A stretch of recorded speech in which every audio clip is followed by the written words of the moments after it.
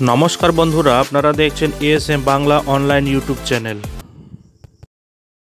অনন্ত বর্মনকে দেখতে এবং তিনি বললেন, চ্যালেঞ্জ ছুড়লেন, নিশীথ প্রামাণিকের বাড়িতে তল্লাশি চালিয়ে যদি আগ্নেয়াস্ত্র না বেরোয় তিনি রাজনীতি ছেড়ে দেবেন, এমনও চ্যালেঞ্জ ছুড়লেন।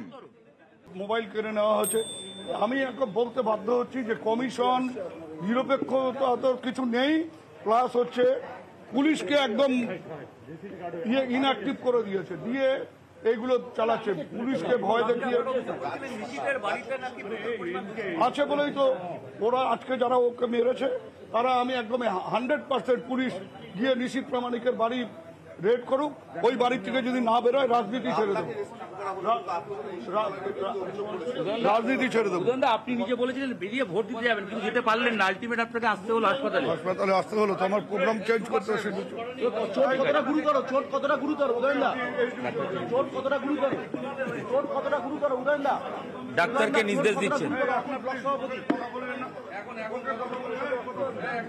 আমাকে আবদ্ধ রাখার কথা ভেবেছিল, যাই হোক নির্বাচন কমিশন হয়তো সেটা অনুমতি দেয়নি, কিন্তু এরা কিন্তু আমাদের সবচাইতে দুঃখের কথা যে পুলিশ এটা বুঝতে পারলো না যে এদের পরিকল্পনাটা কি, এবং সেইভাবে যে ব্যবস্থা নেবে ভ্যাটাগুড়ির ক্ষেত্রে সেই ব্যবস্থাটা নিশ্চয়ই ঘাটতি ছিল।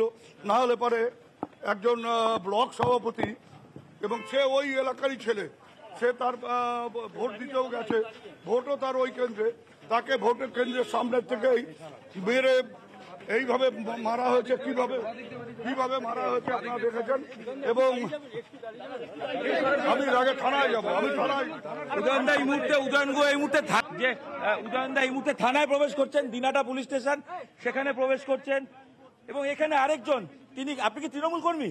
আমি তৃণমূলের ভ্যাটাগুড়ি অবজারভার। আপনি ভ্যাটাগুড়ি অবজারভার, দেখাবো ভ্যাটাগুড়ি অবজারভার, তিনি এখানে বসে রয়েছে। আপনি বসে আছেন কেন? আমার ব্লক সভাপতিকে তিনি ভোট দিতে গেছেন 7-এর 232 নম্বর বুথে, তার বাবা, বৃদ্ধ বাবাকে নিয়ে যখন ভোট দিতে যায়, আমরা যখন পোলিং এজেন্টদের সব বুথে বুথে ঢুকাই দিচ্ছি, সেই পরিস্থিতিতে তাকে একা পেয়ে যায় এবং তাকে রাস্তায় ফেলে বন্দুক দিয়ে, লাঠি দিয়ে, লোহার রড দিয়ে এমনভাবে তাকে মারা হয়। আমি অনন্ত বর্মনকে, তিনি হাসপাতালে মৃত্যুর সঙ্গে পাঞ্জা লড়ছেন, তার জুতা, মোবাইল সমস্ত সেখানে খোয়া যায়। আমি তাকে কোনো মতে পাজা খোলা করে মোটরসাইকেলের মধ্যে কাউকে চিহ্নিত করতে পারবেন? উনি কি বলেছিলেন এর আগে ভেটাগুড়িতে হামলায় অজিত মহন্ত আর রতন বর্মনের কথা?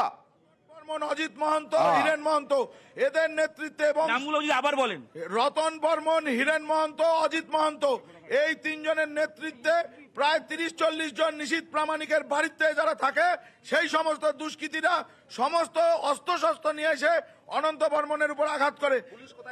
পুলিশ কিচ্ছু করে নাই, পুলিশ কোন রকম সহযোগিতা করে নাই। আমরা যদি আমি ওখান থেকে ওকে উঠায় না আনতাম, ওকে প্রাণে মেরে ফেলা হতো। ওখানে ওদের 30-40 জন লোক মিলে, ঘটনাটা এই তো এখান থেকে কতক্ষণ আগে, অল্প কিছুক্ষণ আগে আমি খালি ওকে কেন অনন্ত বর্মনের উপর আক্রমণ?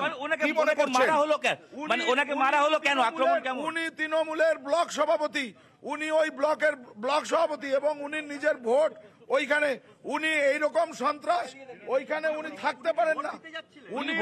উনি ভোট দিতেছিলেন, উনির বাবা, বৃদ্ধ বাবা, তাকে নিয়ে, তিনি অসুস্থ মানুষ, তাকে নিয়ে ভোট দিতে যায়।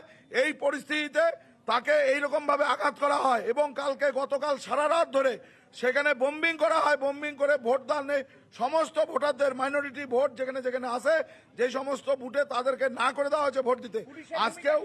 আজকেও এখন পর্যন্ত আমরা তো দেখতে পাচ্ছি না পুলিশের ভূমিকা, তো আমরা দেখতে পাচ্ছি না।